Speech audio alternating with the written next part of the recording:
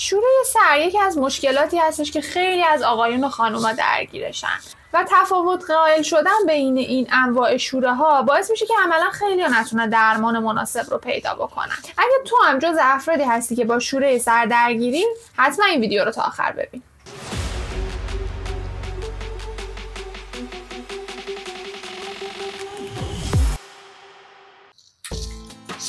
سلام، امیدوارم حالتون خوب باشه. ویدیوی امروز همونطور که گفتم در مورد شوره سره. اول از همه بگم که هر سوالی داریم همین پایین بپرسید در مورد شوره سر تا بهش جواب بدم و این ویدیو رو لایک کنید.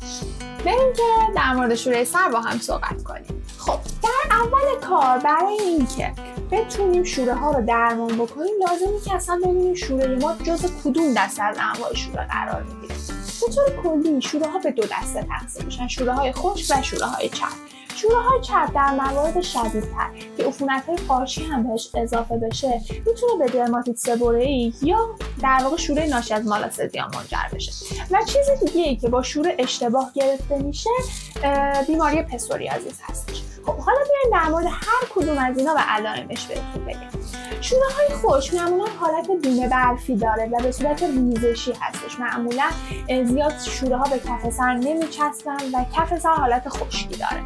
شوره های چرب که خب برعکس مو حالت چربی داره، شوره ها معمولا به کف سر میچسبن، پوست ریزی ها بزرگتر هستن، ممکنه یک مقدار رنگ زردی داشته باشه که به خاطر همون در واقع تکثیر بیش از حد قارچ ها هستش و در موارد شدیدتر همونطور که گفتم میتونه به درماتیت سبوره‌ای منجر بشه. اما درماتیت سبوره‌ای که در واقع پوست ریزی های شدیدتری داره و حالت چسبندگی بیشتری داره ممکنه توی ابرو و ریش هم دیده بشه. اصلا یکی از وجه تمایزاش همینه، چون معمولا شوره های چرب عادی روی ریش و روی ابرو دیده نمیشن. و در نهایت بیماری پسوریازیس هستش. پسوریازیس یک بیماری خود ایمنی هستش که توی قسمت های از بدن علاوه بر سر ممکنه پوسته ها به حالت صدفی مانند، مثلا اسم فارسی این بیماری صدف هستش. پوست ریزی ها حالت نقره‌ای دارن، بیشتر به سر چسبیده میشه و بیشتر به صورت یه تیکه هست برعکس شوره که به صورت پراکنده همه جای سر دیده میشه. پسوریازیس معمولا به صورت جمع شده یه جا قرار داره. خب حالا که تونستیم در مورد علائمش بدونیم، اول از همه نگاه کنیم ببینیم علائم شما جزء کدوم دسته از شوره ها میشه تا بریم با هم دیگه درمان هر کدوم از اینا رو بهتون بگیم. خب همونطور که بهتون گفتم شوره های خشک معمولا التهاب و خشکی بیش از حد کف سر هم وجود داره. بنابراین یکی از هدفهای درمان ما در شوره های خشک این هستش که در واقع رطوبت رسانی و آب رسانی به کف سر انجام بشه که در واقع اون شوره هایی که تولید میشن مجدد تولید نشن و همچنین اون شوره هایی که الان تولید شدن اگر به مقداری به کف سر چسبیدن حذف بشن. به طور کلی در درمان شوره های خشک شامپوهایی که وجود داره 3 تا بیس اصلی توشون دارن. یکیشون زینک پریتیون هستش که میتونه التهاب ناشی از در واقع اون شوره رو یک مقداری کم بکنه.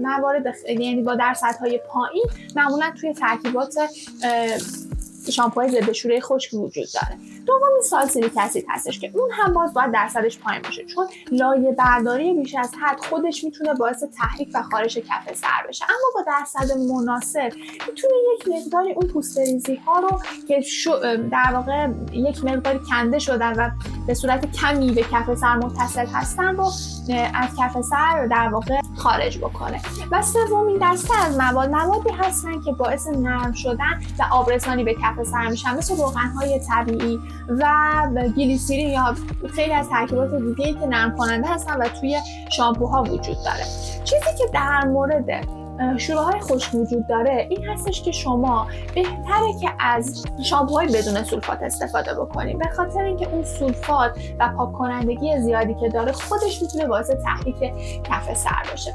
دومین موردی که هست این هستش که شما اگر یک درمان برای شورتون انتخاب میکنید سعی بکنید که 2 تا 3 بار در هفته ازش استفاده بکنید تا زمانی که علائم فروکش بکنه و بعد از این ترکیبات ضد شوره هر 2 هفته یه بار یا هفته یک بار استفاده کنید. و موقعی که موهاتون رو میشورید اجازه بدید که 1 تا 3 دقیقه این مواد روی سرتون بمونه و بعد آب کشی بکنید. و در نهایت چیزی که خیلی مهمه، اگر احساس خشکی کف سر دارید بعد از مصرف این شامپوها از روغن‌های طبیعی برای ماساژ کف سرتون استفاده کنید. خب حالا میرسیم به شوره‌های چرب که اتفاقا درمانشون خیلی سخت‌تر و زمان‌برتر هستش. چرا؟ به خاطر اینکه اون در واقع رشد بیش از حد قارچ‌ها توی کف سر عملاً باعث میشه که این بیماری‌ها، یعنی این شوره‌ها، خیلی تمایل زیادی به عود مجدد دارن. یعنی استفاده از یک ترکیب مناسب و نگه داشتن اون درمان خیلی مهمه. و اصلا یکی از پیشنهادهایی که ما به کسایی که شوره‌های چرب دارن میکنیم این هستش که سعی بکنن شامپوهاشون رو عوض بکنن. دائما از یک ترکیب ضد شوره بر موهاشون استفاده نکنن. سعی کنن یک مقداری مثلا هر 2 هفته در دوره درمانیشون مثلا 2 هفته از یک ترکیب و 2 هفته از ترکیب دیگه استفاده کنن. حالا این ترکیبات چیا هستن؟ یکی از ترکیبات اصلی که اتفاقا خیلی خوب جواب میده برای درمان شوره کتوکنازول هستش که در واقع چیکار میکنه؟ رشد قارچ‌ها رو مهار میکنه.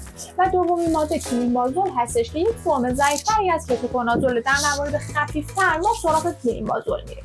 یعنی شما اگر درگیر شوره چرب هستین بهتره که در وهله اول سراغ استفاده از کتوکنازول نرید. اگر موارد خفیف‌تر یا حالا متوسطی دارید سعی کنین از ترکیبات ضعیف‌تر شروع کنین، از ضد شوره‌های ضعیف‌تر شروع کنین و اگر به درمان جواب ندادین برین سراغ چیزای قوی‌تر، چون هم این قارچ‌ها در واقع مقاوم میشن یه جورایی به درمان و استفاده از اون ترکیب قوی باعث میشه که بعداً اگر دوباره این مشکل عود مجدد کرده شما با اون ترکیب دیگه حتی شاید نتونید جواب بگیرید و دیگه قوی‌تر از اون نباشه که بخواید ازش استفاده کنید. سومین ترکیبی که خیلی توی شامپوهای ضد شوره وجود داره سلنیوم سولفات هستش که هم باعث کاهش چربی و هم باعث در واقع مهار رشد قارچ‌ها در کف سر میشه. این هم جزو ترکیبات خیلی خوب هستش. و در نهایت زینفیوتیون هستش که این بیشتر برای درمان‌های نگهدارنده. زمانی که شما در واقع شورهاتون از میرن و دوره درمانتون رو کامل کردید به صورت درمان نگهدارنده میتونید از این ترکیب استفاده بکنید. یعنی شامپوهایی که این ترکیب رو دارن استفاده بکنید. روتین استفاده از شامپوها به چه صورته؟ شما باید در اول دوره درمانتون حدوداً 2 تا 3 بار در هفته از این ترکیبات ضد قارچ، حالا یا کتوکنازول یا کلینبازول یا سلنیوم سولفات استفاده بکنید و این درمان تا زمانی که در واقع شوره ها فروکش کنن و از بین برن ادامه بدید و بعد از اون 1 یا 2 بار در هفته از این ترکیبات به صورت درمان نگهدارنده استفاده کنید و از یک شامپوی ضد شوره روزانه برای در واقع روتین دائمیتون استفاده بکنید. وقتی شامپو رو به کف سرتون میزنید حدود 3 تا 5 دقیقه بهش زمان بدید که در واقع اثر بکنه و بعد آبکشی رو انجام بدید. البته در درمان شوره‌های چربتون اگه پوستریزی ها خیلی زیاده و پوسته ها خیلی به کف سر چسبیده از ترکیبات سالسیلیک اسید هم میتونید 1 بار در هفته به در واقع شامپوهای حاوی سالسیلیک اسید هم میتونید 1 بار در هفته در کنار شامپوی ضد شوره‌تون استفاده بکنید. حالا میریم سراغ درماتیت سبوره‌ای. درماتیت سبوره‌ای یک جزء بیماری‌های قارچی هستش که خیلی تمایل داره که دائما برگرده و عود بکنه. بنابراین درمانش نسبت به شوره‌های سر یک مقدار شدیدتره. یعنی شما از شامپوهای کتوکنازول باید هر روز استفاده بکنید تا زمانی که علائم فروکش بکنه و بعد از اون حدود 1 یا 2 بار در هفته استفاده بکنید که دوباره علائمتون برنگرده. خب حالا میرسیم به پسوریازیس. برای پسوریازیس خب یک سری شامپوهای مخصوص وجود داره که میتونید به صورت روزانه از اون شامپوها استفاده کنید یا ترکیبات حاوی یعنی شامپوهای کلتار رو استفاده بکنید که در واقع میتونه تولید پوسته های اضافی رو توی این بیماری مهار بکنه و درمان اصلی این بیماری استفاده از کورتون های موضعی هستش که خب تحت نظر پزشک میتونین استفاده بکنید یا اگر در موارد خیلی شدید باشه ممکن درمان‌های خوراکی به درمان‌های شما اضافه بشه. خب اگه تا اینجا ویدیو رو نگاه کردی اول از همه ازت تشکر میکنم. ممنون میشم که این ویدیو رو لایک بکنی و کانال منو سابسکرایب بکنی تا بتونی در واقع ویدیوهای بیشتری درست بکنی. خب اینا شد درمان‌های ضد شوره. شما هر دکتری برین، هر در واقع داروخونه‌ای برین به شما همین درمانا رو پیشنهاد میکنن. اما چه زمانی شما حتما باید به پزشک مراجعه بکنید؟ اگه به دنبال شوره، ریزش موی خیلی زیادی دارین یا حتی یه قسمتی از سرتون تاس شده، اگه این علائم شما با وجود درمان تا 4 تا 6 هفته همچنان بهبود نداشته یا حتی شدیدتر شده، اگه همراه با اون در واقع پوستریزی ها شما التهاب دارین، یک مقدار ترشح دارین و اگر انقدر ضایعات گسترده هستش که در واقع یه جورای کیفیت زندگی شما رو مختل کرده، اینا جزو مواردی هستش که حتما باید به پزشک مراجعه کنید.